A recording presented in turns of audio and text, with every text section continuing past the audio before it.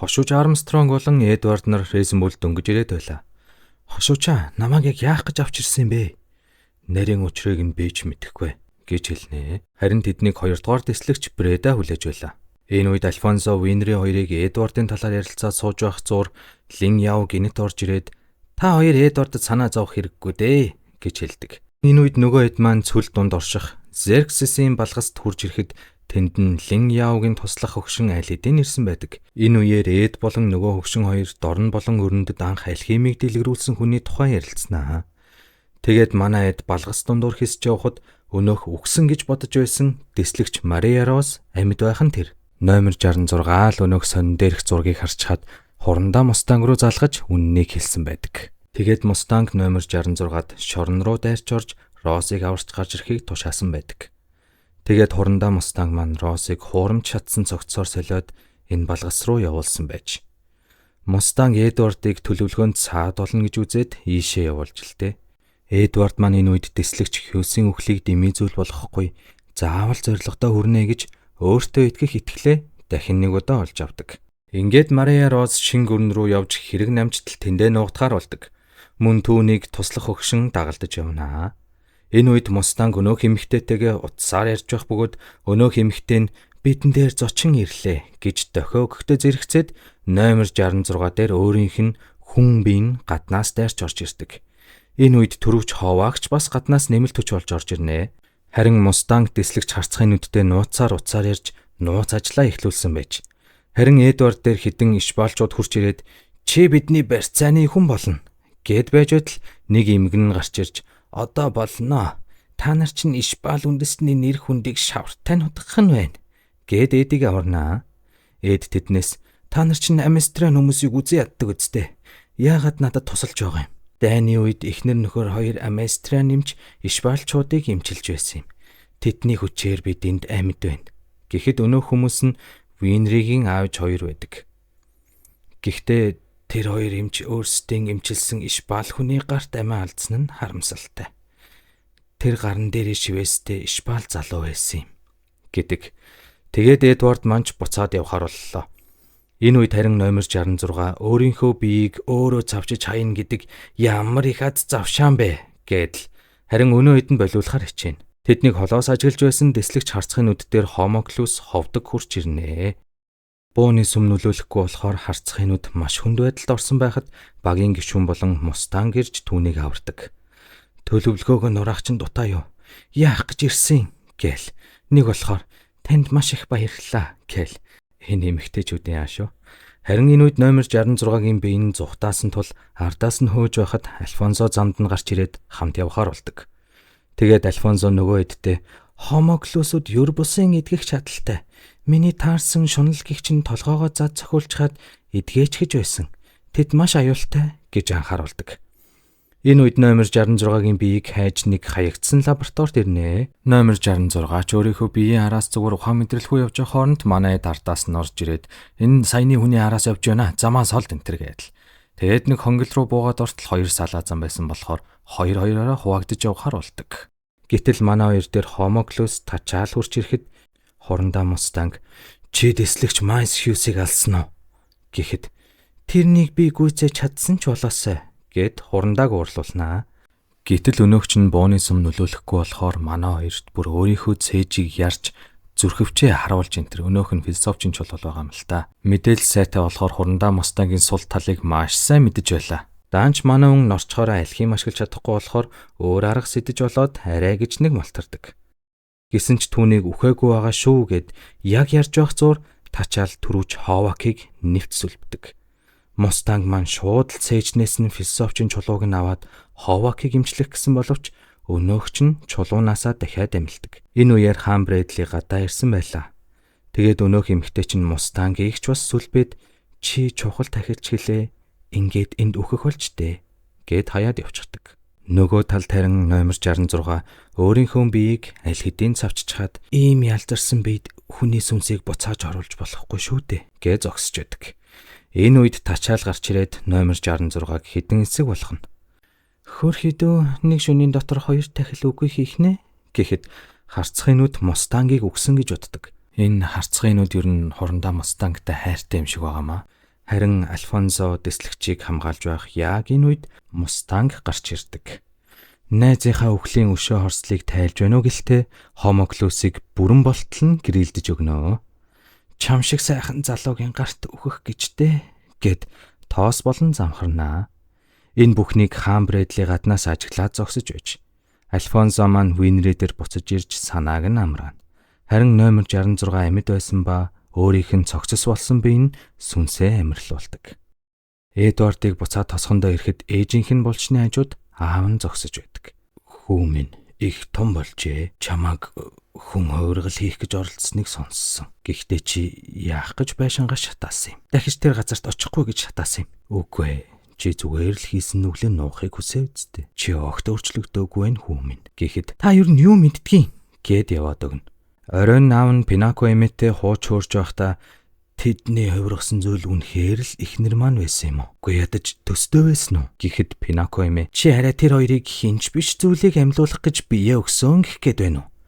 Гэж ярихыг Эдвард сонсчихдаг. Харин Альфонсо маань өөрийнхөө жинхэнэ биеийг ч бас ялзарч муудаж байвал яана гэж санаа зовход Лин Яо наад биетэйгээ байвал чи харин ч гоё юм биш үү? Гэхэд Винри уурлаад явчихдаг. Учир нь Альфонсод ямар хэцүү байгааг хамгийн сайн мэдж байгаа болохоор тэр. Маргааш өглөө наав нь буцаад явахдаа энэ улсууд удахгүй аимшигтай зүйл болно. Болж өвөл нүүгээрээ гэж хэлчихэд яваад өгдөг. Үүний дараа Эдвард Пинако эмээтэй хамт шатсан байшингийнхаа суурийг ухаад өөрсдийн амьлуулсан зүйлийн үсний илтерхийг гаргаж ирдэг.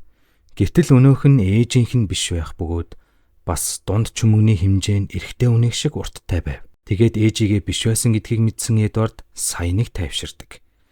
Тэгээд багш руугаа залхаад таны амьлуулах гэж оролдсон зүйл таны хүүхэд биш байж магадгүй гэж хэлдэг. Харин хоёр хүүхэд нь дайнд ишбалчуудыг аварч байгаад алагдсан тухай Пинако эмээд хэлдэг. Ингээд Эдвард маань төв хотод бусад дээрээ ирнэ. Тэгээд дүүгийнхээ дуулахыг засч өгөөд өөрсдийнхөө хувиргасан зүйл ээж нь биш байсныг хэлдэг. Тэгээд Эдвард би чиний сүнсийг чинь буцааж авчирч чадсан юм чинь биеийг чинь ч бас аваад ирч чадах л ёстой гэдэг. Энэ үеэр багшаас нь дуудлага ирж миний хувиргасан зүйл хүүхэд маань биш байсан байна. Чамд баярлалаа Эдвард гэж хэлдэг. Ингээд ах トゥ хоёрч багш нь ч хайртай хүмүүсээ дахин нэг удаа зовоож алаагүй юм байна гэдгээ олж мэдээд тайвширдаг. Мустанг болон Ховак нар эмнэлэг твтэж тэднийг харцхынууд хамгаалж байв. Энэ үед Хомоклус атаархал хаан Брэдлиг чиний нүдэн дээр тачаалыг алж байхад яагаад юу ч хийгээгүй юм бэ гэхэд санаа зовлтгүй. Эцэг надаар тэрнийг даргалуулж байгаа нь нэг учиртай гэж хэлдэг. Нөгөө талд Альфонсо өөрийнхөө жинхэнэ биеийг ялзарсан байвал яана гэж санаа зовно. Харин Эдвардныг таамаглал бодож олсон нь хүүхэд байхдаа манай хоёр хүн хувиргал хийх үедээ хоёулаа цусаа өргөсөн байсан тул тэдний бие махбод бас холбогдсон байж магадгүй. Тиймээс Альфонсогийн жинхэнэ бие Эдвардын эрч хүчийг ашиглан одоолт ялзраагүй амьд байж магадгүй гэдэг. Дэслэгч харцхынууд өнөөх хонголд болсон тулааны үеэр газар доогоор явсан замаа тооцоолж үзэхэд яг хаашаа явсан баримжаагүй тул баримжаалж радиус гаргахад ерөнхий командлагч хаан Брэдлигийн гэрийн доорч байсан байж болцсохгүй гэж үздэг. Харин түрүүч Ховак дахин хөл дээрээ босох боломжгүй болжээ. Тэгээд тэтгэвртэй гарахаас өөр аргагүй болж түүний хөллийг эмчилж магадгүй Марко эмчийн талаар дэслэгч Брэдад Эдвард хэлсэн байх бөгөөд хурандаагаас зөвшөөрөл авч Марко эмчтэй уулзахаар явдаг. Энэ үед Армстронгод нэг шин мэдээ ирсэн байлаа. Харин ах トゥ хоёр маань өнөөх хонглыг яг аль зүг рүү явсан байсныг олж мэдхээр мөрдөж байдаг. Энэ үед түрүүч Бош тэдэн дээр ирж шин мэдээ танилцуулнаа. Энэ мэдээ нь сорвт дахин төв хотод гарч ирсэн бөгөөд улсын алхимчдыг аюулгүй газар байхыг шаардсан онцгой байдал зарласан тухай мэдээ байдаг. Ингээд ах トゥ хоёр маань буудалтаа бүгж байх хооронд Лин Яо туслахтайгаа орж ирж бид нар та нарт тусалнаа.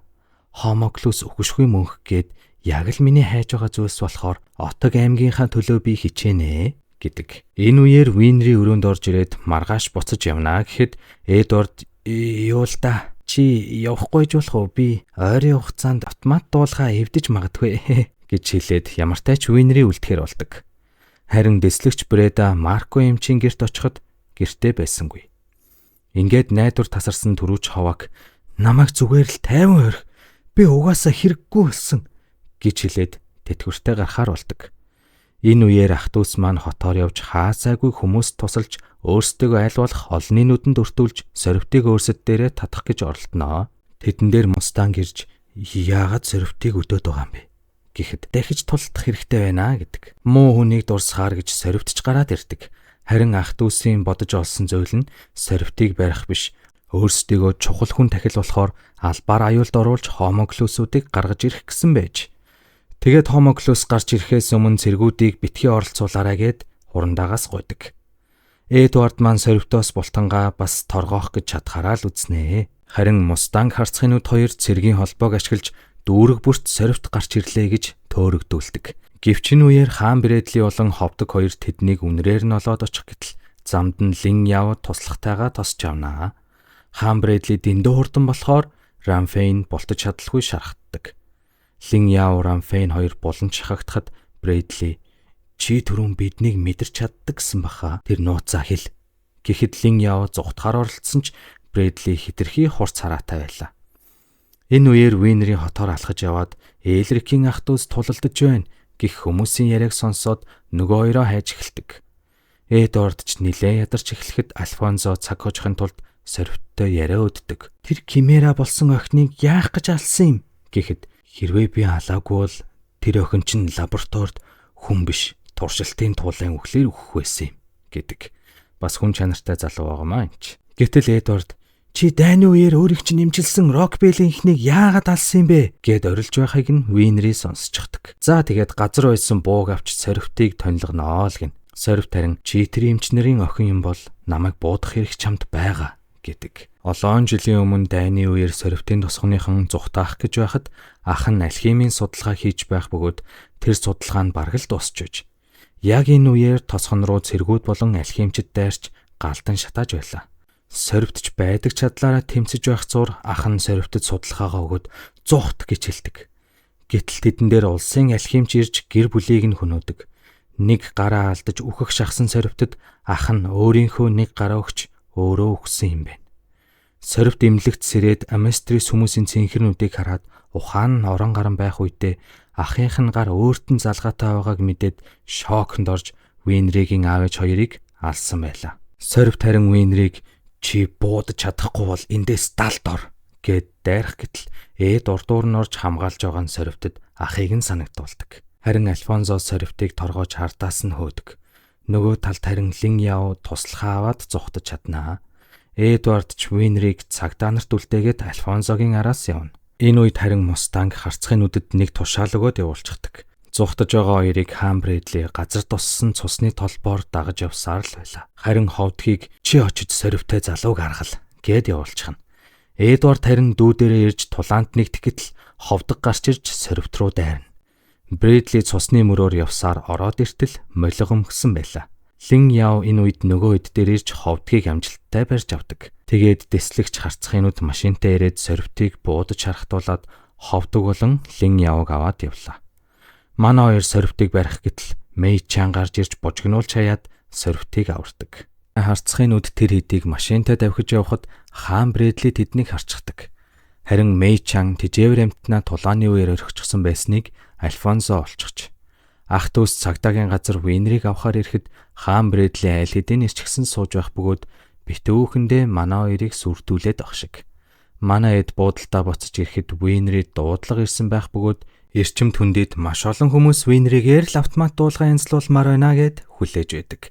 Ингээд Винри маань эрчимт хүндэрөө буцаад явнаа. Үүний дараа Мустанг машинтай ирж манай хоёрыг аваад танил мэс заслын эмчэндээ ирдэг. Энд Рамфейны шархыг эмчлэх эмчийг авч явахаар ирсэн байх бөгөөд мэс засал амжилттай болж дууснаа. Ингээд Мустанг Лин Яо хоёр танилцж аваад ховдгийг яг яах талаар ярих зуур Лин Яо тэдэнд "Танай ерөнхий командлагч чинь ч гэсэн хомоглос байж магадгүй. Би нүдийг нь харсан" гэж хэлдэг. Энэ үед Мустангийн нэрийг сонссон ховдог "Тачаалыг алсан улсын алхимч Рой Мустанг уу" гэд нууц хүчээ харуулдаг. За guys, тэгээд дараагийн бичлэг ортол subscribe-а дараад, like-а дараад, твчээрт үлээж агаарай, окей? Удахгүй эргээд уулзнаа.